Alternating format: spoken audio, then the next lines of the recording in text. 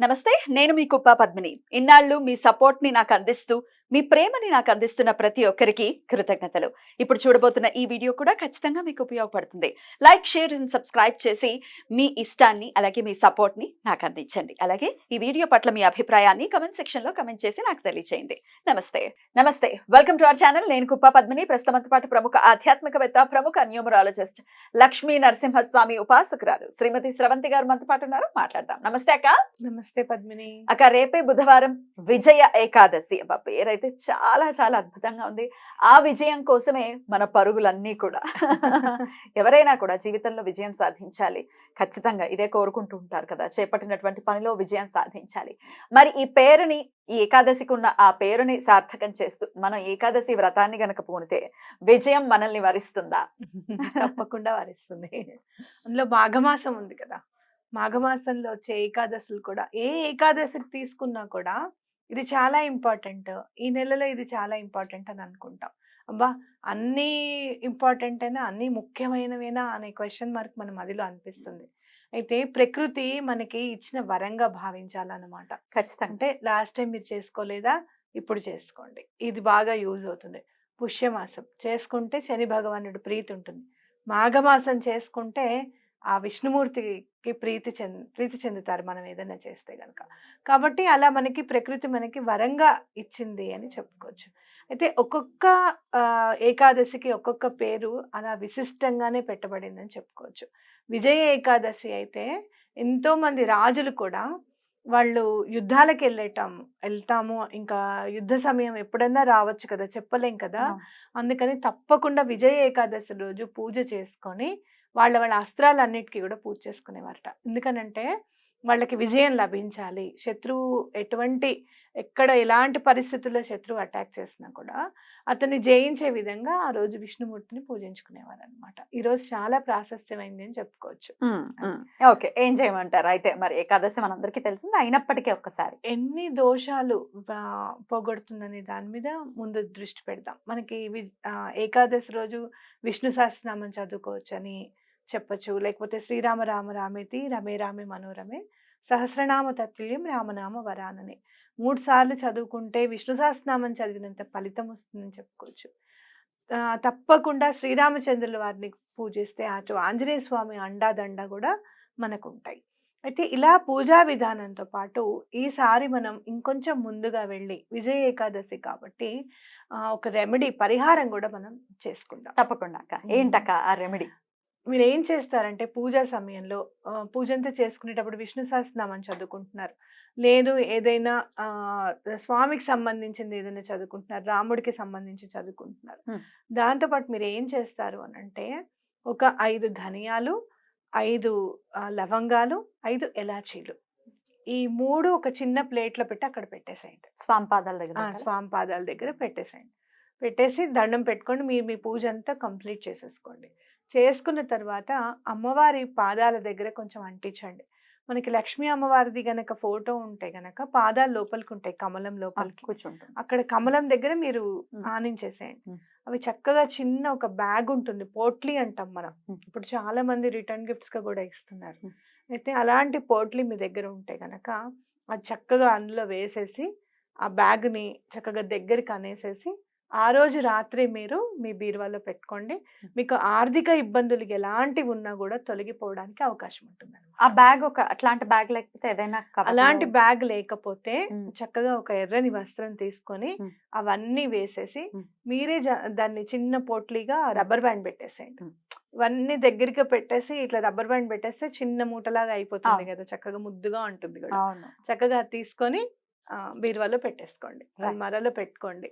తప్పకుండా లేదు మీరు బిజినెస్ చేస్తున్నారు, మీ గల్లాపెట్టులో కూడా ఒక చిన్న డబ్బాలో పెట్టుకొని కూడా పెట్టుకోవచ్చు అనమాట. ఎలా అయినా కూడా ఆ ఎలాచీ కానివ్వండి, లేకపోతే ధనియాల పేర్లోనే ఉంది ధనం. చాలా ప్రాంతాల్లో మహారాష్ట్ర అటు సైడ్ మీరు చూడండి, ఇంట్లో పెంచరనమాట. ధనియా అంటారు కదా, కొత్తిమీరని ఇంట్లో పెంచరు వాళ్ళు.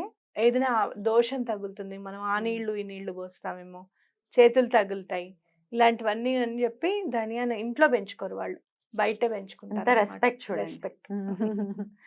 కాబట్టి అట్లా ఇవి చక్కగా బీరువాలో పెట్టుకుంటే మీకు ధనియాలు గాని, లవంగాలు శుక్రుడికి ప్రీతి చాలా. అలాగే ఎలాచీలు కూడా. ఎలాచీలు తప్పకుండా ఈ ఏ సుగంధ ద్రవ్యాలు ఏవైనా కూడా శుక్రుడికి ప్రీతి అనమాట. కాబట్టి అవి తప్పకుండా మీరు బీరువాలో పెట్టుకోండి పూజ చేసి. తప్పకుండా. అయితే ఏకాదశి పొద్దున్న పెట్టేస్తాము అమ్మవారి దగ్గర. అలాగే సాయంత్రం తీస్తాం. రాత్రి తీసేసి చక్కగా బ్యాగ్ లాగా మనం పెట్టేసుకొని అందులో పెట్టేస్తాం. అయితే మాకు అడ్డుందండి, మేము ఆల్రెడీ ఇప్పుడు పీరియడ్ లో ఉన్నాము, ఏకాదశికి మిస్ అవుతాం అనుకునే వాళ్ళు ఏం చేయాలి? ఏం చేయాలి? ఇంట్లో వాళ్ళతో ఎవరితోన్నా చేయించండి. కాకపోతే తప్పకుండా పక్కన కూర్చోవాలన్నమాట. అలాంటి పరిస్థితి లేదు, ఇంట్లో వాళ్ళు చెయ్యరు. చెయ్యరు అన్నప్పుడు నెక్స్ట్ ఏకాదశికి దండం పెట్టుకోవడమే ఇంకా. అయితే ఈ ఏకాదశి అయిన తర్వాత మళ్ళీ 15 రోజులు. కానీ ఇలాంటి ఏకాదశి మాత్రం రాదు కాబట్టి తప్పకుండా చేసుకోవడానికి ప్రయత్నించండి. లేదు, మనసు చాలా ఇంపార్టెంట్, అట్లా చేయడానికి లేదు, మీరు కలుపుకుంటారు ఇంట్లో, అలాంటప్పుడు 2 చేతులు ఎత్తి దండం పెట్టడము, మాకు ఆర్థిక ఇబ్బందులు తొలగిపోవాలి అని చెప్పి దండం పెట్టడం. ఇలా ఏకాదశికి కూడా నేను ట్రై చేస్తాను. ఇంకా ఏమైనా రెమెడీస్ మనం చెప్పగలుగుతామేమో. తప్పకుండా రెమెడీస్ అన్ని చెప్పాల్సిందే అక్క. ఒక్క రెమెడీ కూడా ఎప్పుడు మనం మిస్ చేయొద్దు. లేదు, ఓకేనా? నేను కూడా గట్టిగా అఫర్మేషన్ చేసుకున్నాను. అంతేనా? మీరేం నిరుత్సాహపడినట్టు నా ఫీలింగ్ ఏం లేదా? లేదా బాధ అనిపిస్తుంది ఆ పద్ధతి. ఇప్పుడు ఎవరన్నా వచ్చి మనని అనకూడనమాట అన్నప్పుడు, లేదా మనము మంచి చేయడానికి వెళ్ళినప్పుడు మీరు చెడు చేస్తున్నారండి, మీరు ఇలా వ్యాపారం చేస్తారు అన్నప్పుడు మనకి తప్పకుండా బాధ అనిపిస్తుంది. కానీ నాకేమనిపించిందంటే ఆ బాధలో మనం ఉండిపోయి ఇంకా మనం పైకి రాము అని అనుకొని అన్ని మాటలు అంటారు వాళ్ళు. కానీ ఇలాంటి మాటలు ఆటిపోట్లు చాలా పడ్డాను నేను. వసుదేవుడే గాడిదగాలు పట్టుకున్నాడు కదా. సో మనం లైట్ తీసుకోవాలి. అంతే, ఈశ్వరుడే మాటలు పడుతూ ఉన్నాడు, మనం ఎంత. ఒక్కటి మాత్రం వాస్తవం పద్మిని, ఎవరైనా కూడా ఎదుటి వారి మనసును మాత్రం బాధ పెట్టకూడదు. అది శత్రువైనా కూడా నేను అది చాలా పాటిస్తాను. ఎందుకంటే మనసుతో బాధపడ్డారనుకో వాళ్ళు, అది చాలా చెడు అవుతుంది. ఇది పెద్ద టాపిక్, మనం దీని గురించి తప్పకుండా మాట్లాడుకుందాం. తప్పకుండా. కానీ రెమెడీస్ మనం ఎవరైతే మనల్ని ఫాలో చేస్తున్నారో, చెయ్యాలి అనుకుంటున్నారో వాళ్ళు చక్కగా చేసుకుంటారు.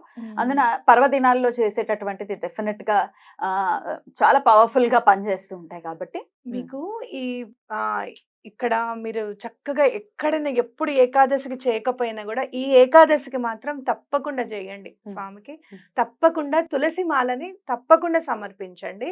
ఎందుకు అనంటే పితృదోషాలు కూడా క్లియర్ చేసేస్తుంది ఏకాదశి. అలాగే మీకు ఏమన్నా గ్రహ దోషాలు ఉన్నాయి, అలాగే వాస్తు దోషాల వల్ల మీకు ఏమైనా ఇబ్బంది పడుతున్నారు, లేదు అసలు ఏం ప్రాబ్లం ఉందో తెలీదు, మనం ముందుకు వెళ్ళట్లేదు అనుకునే వాళ్ళందరికీ కూడా ఈ ఏకాదశి నాడు మంచి రెమెడీ అన్నమాట. ఇది చాలా బాగా పనిచేస్తుంది. ఖచ్చితంగా.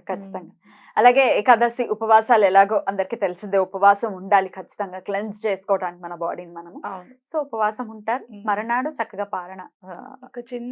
ఒక స్విచ్ వర్డ్ కూడా చెప్తాను నేను, తప్పకుండా అందరికీ తెలిసిన మంత్రమే. తప్పకుండా ఇది 108 సార్లు చదువుకోండి. ఎలాంటి ప్రాబ్లం అయినా కూడా మీకు తప్పకుండా సాల్వ్ అవుతుంది. భార్యాభర్తలకి సంబంధించిన ఏమన్నా ప్రాబ్లమ్స్ ఉంటే కూడా తప్పకుండా క్లియర్ చేస్తుంది అనమాట. అన్యోన్యత లేదనుకున్న వాళ్ళకు కూడా అన్యోన్యతని కుదురుస్తుంది. అచ్యుతం కేశవం కృష్ణ దామోదరం రామనారాయణం జానకి వల్లభం. చక్కగా ఇది 108 సార్లు అనుకోండి. ఎంత ప్రశాంతంగా ఉంటుందంటే, అచ్యుతం అనగానే ఆరోగ్యం చేకూరుతుందట మనకి.